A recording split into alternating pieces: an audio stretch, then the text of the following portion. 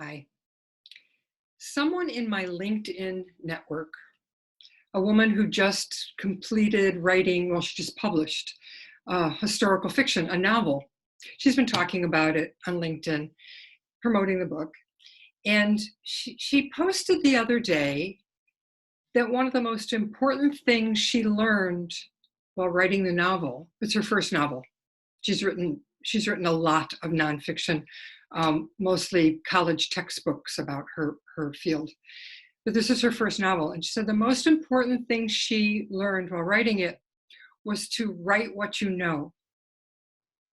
And I've heard that so often. And I think she connected it to an article, and I didn't read it because I wanted to go off and riff on this anyway. I'm not sure what she meant, but it made me go, what does that mean? So it's just something I wanted to talk about, not to disparage her, but just something to talk about it.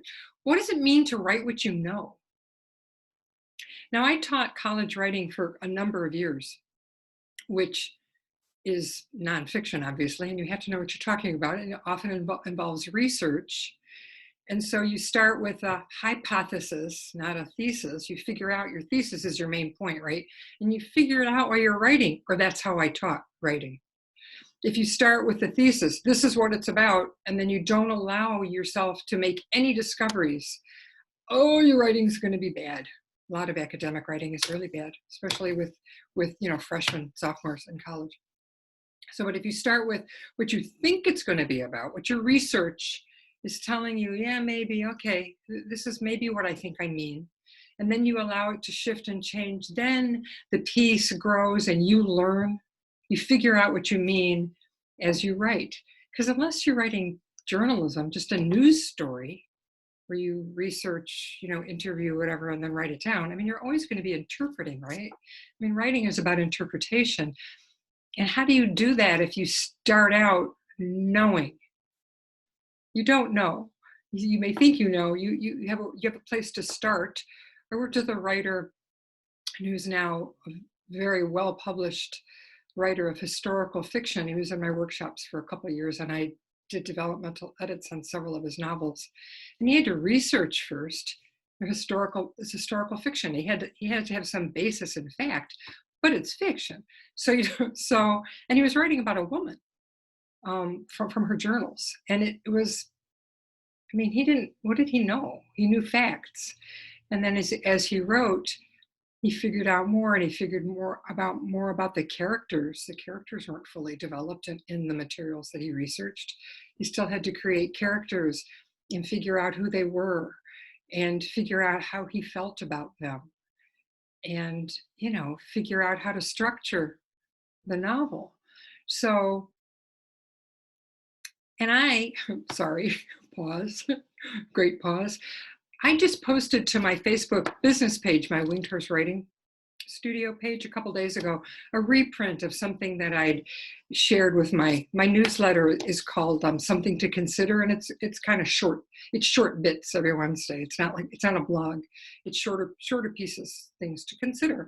And the one that I reposted to the page the other day was about the fact that I had started a story. This is a year ago, and I thought I had a pretty good sense of where it was going.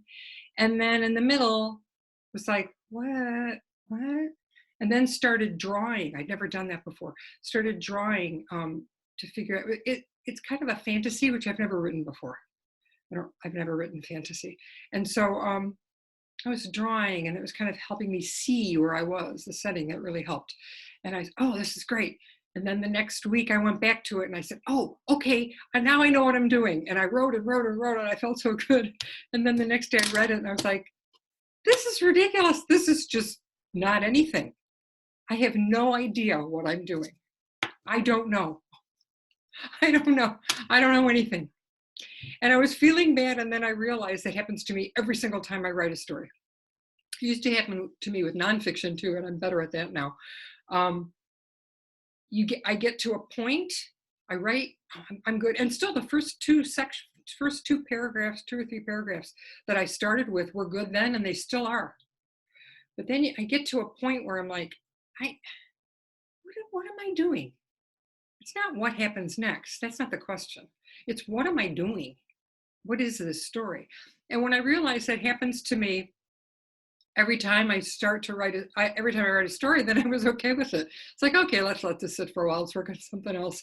Let this cook. It may never be anything. I mean, good gracious, we all have things that are false starts that we're just playing and discovering and learning, and they never actually become completed stories, right? At least I do. So, and that has to do with write what you know. Oh my goodness, I rarely know. And even when for a couple of years I was writing, more than a couple, for like 5 years, I was writing.